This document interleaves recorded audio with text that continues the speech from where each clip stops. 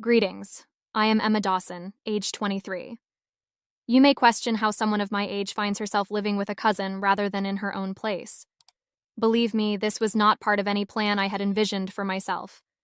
I am pursuing a career in architecture, dedicating most of my time to sketching designs, working on presentations, and managing freelance projects. Life has not always been easy since my parents' separation.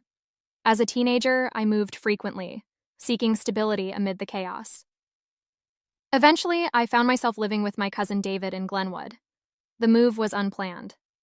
Circumstances changed when my mother accepted a demanding job out of state, leaving me in need of a temporary home while I completed my degree.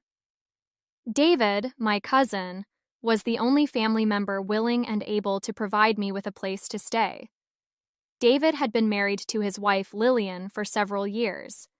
They lived in a charming home on the outskirts of town, far removed from the city's noise. I had expected this relocation to be just like the others, a quiet and peaceful chapter in an otherwise hectic life.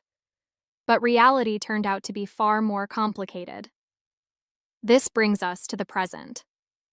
Several months have passed since my move, and I've grown accustomed to this environment. I thought I had adjusted to the calm and mundane rhythm of life here, but today feels different. I am writing this because something happened. An event that began when I stepped into David's room while he was resting.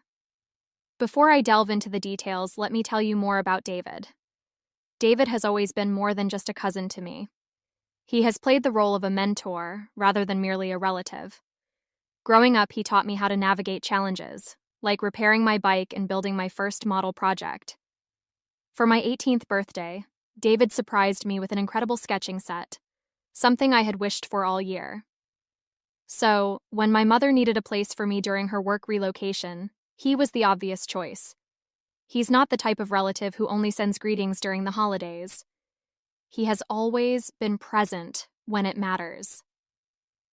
Although David is thoughtful, patient, and generous, living with him also meant living with Lillian. She and David had been married for nearly 3 years. Initially, I was wary of Lillian. She was older than David, with a distant and poised demeanor that made it hard to feel included in their world.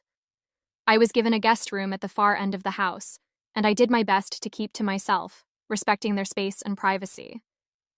However, the tension between Lillian and me gradually eased. She began sharing tips about cooking, home management, and even small lifestyle tricks. Though our relationship wasn't as close as mine with David, the distance between us shrank over time, making daily life more harmonious, until everything changed. My rapport with Lillian was never as close as with David. However, the unease between us had eased, and our interactions became more cordial. Life in the house gradually returned to a predictable normalcy. Over the past few months, my connection with David deepened. His presence felt like a constant anchor. He listened without judgment, always patient and understanding. Most evenings, we would sit together after dinner, sometimes exchanging stories, sometimes simply enjoying the quiet as music played softly in the background. Lately, I've noticed something unsettling, an indefinable shift in our interactions. What began as fleeting moments of comfort slowly evolved into something stronger, something more confusing. The way his laughter lingered in the air, the brush of his hand when we reached for the same glass, the way he glanced at me when he thought I wasn't looking. It all felt different. It's difficult to explain, yet impossible to ignore. I was uncertain whether he sensed it too, but I could feel a subtle tension building between us like an undercurrent beneath still waters. You may wonder, Emma, what are you saying? He is your cousin. I acknowledge how absurd it sounds. And yet, this emotion, this inexplicable pull, refused to be dismissed. I tried convincing myself it was just my imagination, a harmless longing for closeness. But every time we were alone, the air between us seemed heavier, as though an invisible force drew us nearer. This brings me to the present moment. The evening had passed quietly. After dinner, I returned to my room to work on a design draft. David had gone to bed early, and Lillian was away at an overnight conference. I became absorbed in my work until a sound in the hallway pulled me from my focus. Soft, deliberate footsteps. At first, I ignored it, but when I heard the subtle creak of his door opening, I froze. My mind raced with indecision. Should I check in on him or leave him to rest? My curiosity got the better of me. I wanted to speak with him, perhaps to unravel the silent questions lingering between us. I quietly opened the door, careful not to make a sound. There he lay, his arm draped behind his head, his features calm and relaxed in sleep. The moonlight filtered through the window, casting faint shadows across his face, illuminating the contours of his jawline with an ethereal softness. My breath hitched as my heart thudded in my chest. I felt warmth rise to my cheeks as I stood there, immobile, overwhelmed by emotions I didn't understand. I wasn't sure what I wanted. Was it simply to watch him in this serene moment? Or was it something more profound, something I couldn't name? I wasn't sure how long I remained there, lost in thought, until I accidentally nudged a small figurine on the shelf. It toppled and hit the floor with a soft clatter. David stirred, his eyes fluttering open as his gaze locked onto mine. For a second, confusion clouded his face. But beneath that bewilderment, there was something else, something unspoken that I could not decipher. He blinked several times, trying to focus on me, then let out a soft, sleepy laugh. "Emma, what are you doing here?" he asked, his voice still heavy with drowsiness. My heart pounded in my chest as I struggled to find something to say. I didn't want to seem intrusive, but I had no idea how to explain myself. My mouth felt dry, and every thought vanished from my mind. "I didn't mean to disturb your sleep," I stammered, feeling a sudden wave of embarrassment wash over me. David slowly sat up, rubbing his eyes gently.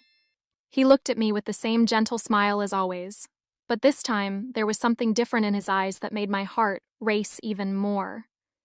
He paused for a moment as though observing me more closely, and then spoke. "It's okay." His voice was softer than usual. "Emma, you can always talk to me whenever you need to." I nodded, but inside, it felt like a whirlwind. I didn't know how to control the storm of emotions brewing in my chest. The air in the room grew heavier, and I noticed my breathing becoming more rapid. "I just wanted to talk," I whispered, my voice weak but sincere. David's smile faded slightly, and a flicker of hesitation appeared in his eyes before disappearing just as quickly. "Come here," he said in his calm, warm tone. "You can tell me anything." I hesitated for a moment, unsure of what to do next. But something inside me urged me forward. Before I could think twice, I walked over and sat down beside him. The room seemed to shrink, and the tension between us became more palpable than ever. I could feel the warmth radiating from his body next to mine and catch the familiar, subtle scent of him lingering in the air. We were so close that I could hear his steady breathing and see his chest rise and fall with each breath. My heart pounded again as though it was trying to escape my ribcage. I slowly looked up at him. Our faces were so close that I could feel his warmth radiating toward me. His gaze was soft but tinged with uncertainty. And in that gaze, there was something that sent a shiver across my skin. His voice was soft, as though trying to stop me from saying anything else. His lips parted slightly, but I instinctively leaned in closer.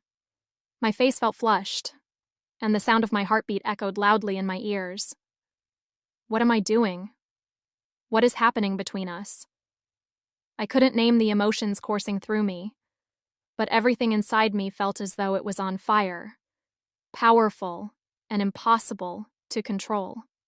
David remained still, his eyes fixed on me with a quiet intensity that mirrored my own inner turmoil. He was silent, but I could feel his breathing becoming as quick as mine. The room suddenly felt warmer, as though the air between us had shifted. The silence was thick with unspoken emotions. My mind was overwhelmed with countless thoughts, none of which were clear enough to hold me back. Everything seemed to lead to this moment. An unexpected and inexplicable moment. I felt myself losing control. I leaned in, my lips trembling as they brushed against his. His lips met mine with tenderness yet strength, like a wave of emotions I couldn't hold back. A part of me screamed to stop, to pull away, but my body refused. I needed this. I craved this, though I feared what I was diving into. Stop avoiding it, a thought whispered in my mind. His hands gently cupped my face, his warm fingers brushing over my skin as though pulling me closer. His other hand rested lightly on the edge of the bed, and when his fingertips grazed my arm, a warmth spread through me like a flame. That touch felt like a spark, waking every part of me in a way stronger than reason. The kiss deepened, blurring the line between him and me. Nothing existed beyond this room. No outside world, no time. It was just us, trapped in an inescapable whirlpool of emotions. In my head, a flood of mixed feelings surged: confusion, guilt, and even a faint glimmer of hope. What are we doing? Why? I couldn't put it into words, but the feeling was so overwhelming that logic no longer mattered. He pulled away from my lips slightly, his forehead resting gently against mine. Both of us were breathing heavily, our gasps mingling as one. My heart pounded so fiercely that I thought he could hear it. "Emma," he whispered, his voice laden with emotion. "We shouldn't be doing this." His voice trembled as though he too was fighting a battle with his own reason. I wasn't sure whether I agreed or not. A force inside me urged that rules were meant to be broken. I gently grasped his hand, our fingers intertwining as though seeking reassurance. He didn't pull away. Instead, he held my hand tightly, as if afraid that letting go would make everything fall apart. We stared at each other for a long moment in silence, a silence that carried all the words we couldn't say. The weight of what had just happened between us hung in the air. An unspoken question lingered. Should we continue? I let my hand brush the back of his neck, drawing him closer. This time, I felt no hesitation or fear. There was no more distance, no more uncertainty. I needed this closeness, needed to feel his presence again. His hand slid down my back, pulling me closer until there was no space left between us. All that remained was our rapid breathing and the unspoken understanding between us. I didn't know where this was going. But at that moment, the only thing that mattered was that fleeting moment. A moment I didn't want to let go of, where the world outside became blurred and only the two of us existed in this small universe. The room seemed to shrink, the air between us thick with an unnameable swirl of emotions. David's breath brushed softly against my ear, sending shivers down my spine. I wasn't sure if it was from the tension, or if the closeness was simply overwhelming. For the first time in my life, I felt a connection so profound, both intense and conflicting. "Are you sure?" he murmured, his voice husky but filled with hesitation. "I don't want to hurt you." I closed my eyes, trying to rein in the turbulent thoughts flooding my mind. Everything inside me was at war. My reason told me to step back, to end it here before things spiraled out of control. But my emotions wouldn't yield. They burned like a fire, and I realized I could no longer deny myself. "I'm sure," I whispered, my voice trembling but sincere. I felt the warmth of my hand as it slid over his shoulder, down to his chest, rising and falling with each shallow breath. My heart pounded so hard that it felt like it was about to burst. David gazed into my eyes once more as though searching for a sign that I wasn't making a mistake. His eyes were filled with emotions hard to describe, a longing for closeness and a burden of invisible responsibility. When his lips found mine again, the world around us seemed to dissolve. Time disappeared. No sounds from the outside world could reach us. It was just us, wrapped in a moment I knew would be etched in my memory forever. But just as everything seemed to still, a sound echoed from downstairs. The front door opened and closed hurriedly, letting in a chill from outside. I froze, my senses suddenly heightened. David! Lillian's voice called out, not loud, but enough to make the air in the room turn cold as ice. My heart plummeted. I quickly stood up, guilt flooding every part of me. I tried to steady my breathing, but I couldn't control the wild thudding in my chest. David remained seated on the bed, his gaze distant, as if clinging to the last fragments of calm. I looked at him, but he simply lowered his head, his hands trembling as they gripped the edge of the bed. The way he stayed silent told me he was struggling with the same fear I felt. The sound of Lillian's footsteps echoed steadily up the stairs, like the ominous knock of fate.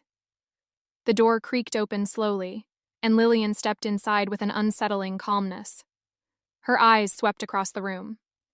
In that moment, she didn't need to ask to understand everything. Lillian's eyes held a pain deeper than anger, a pain I could do nothing to ease. David. Emma. What is going on here? Lillian spoke, her voice soft but weighted, like a dagger piercing through my mind. The words caught in my throat. I wanted to explain, but I didn't know where to begin. I lowered my gaze, my hands clenched tightly in shame. David remained motionless, his hand reaching up to rub the back of his neck, a reflex whenever he didn't know how to face a situation. Lillian looked at him, her eyes searching for an answer he couldn't give. Emma? Lillian called my name, but there was no reproach in her voice.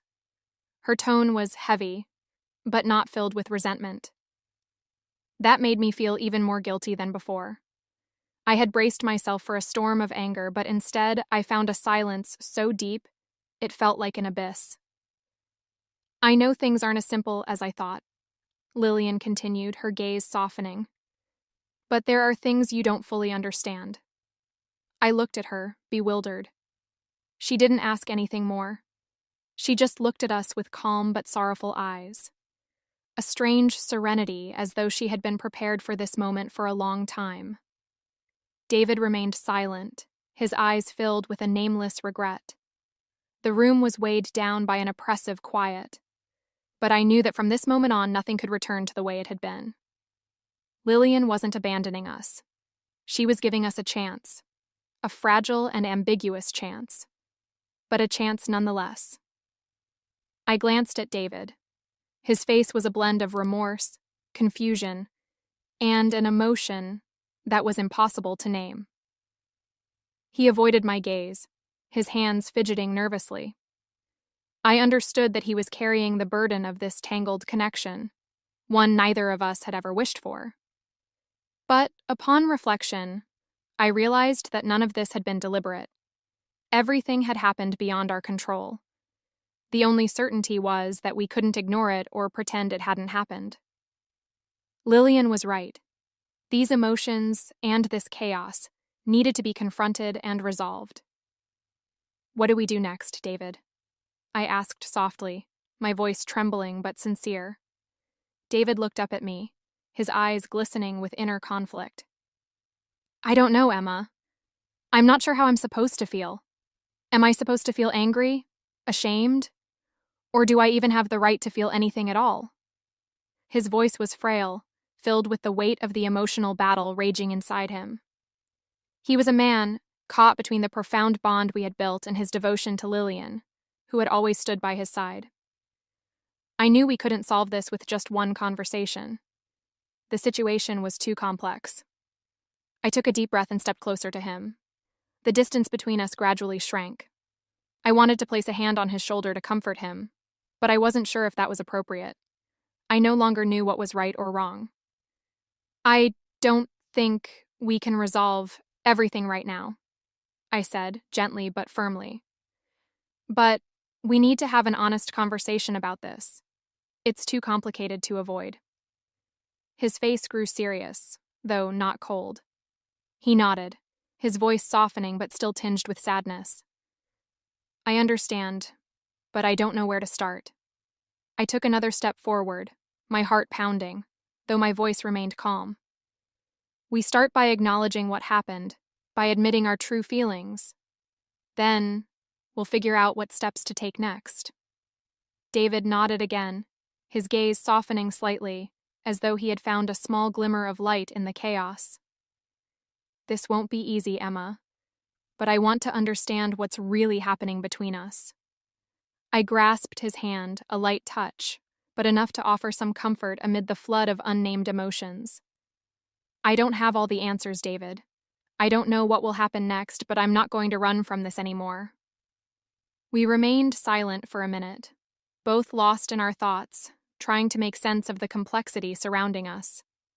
There was no path laid out for us, no guide to navigate the maze of emotions, regret, and uncertainty. But Lillian had handed us a lifeline.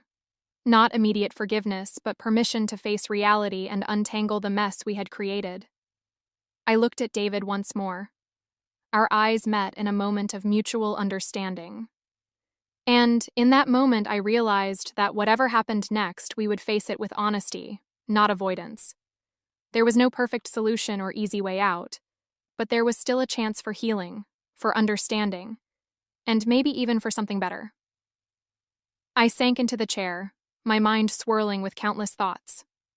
Lillian's image filled my head, her eerie calmness like a key that unlocked a door I had never known existed. She hadn't abandoned us. She hadn't condemned us. Instead, she had given us the space to face reality and uncover the truth behind our tangled emotions. But what would happen next? If we confessed everything we felt, would it be too much to bear? Would Lillian ever truly forgive us? Those questions lingered, but I knew they belonged to the future. For now, it was just David and me, sitting in a silence that was both awkward and grounded in reality. We both knew that nothing could ever go back to the way it was. The only way was forward, no matter where that path led. And together, we would find the answers.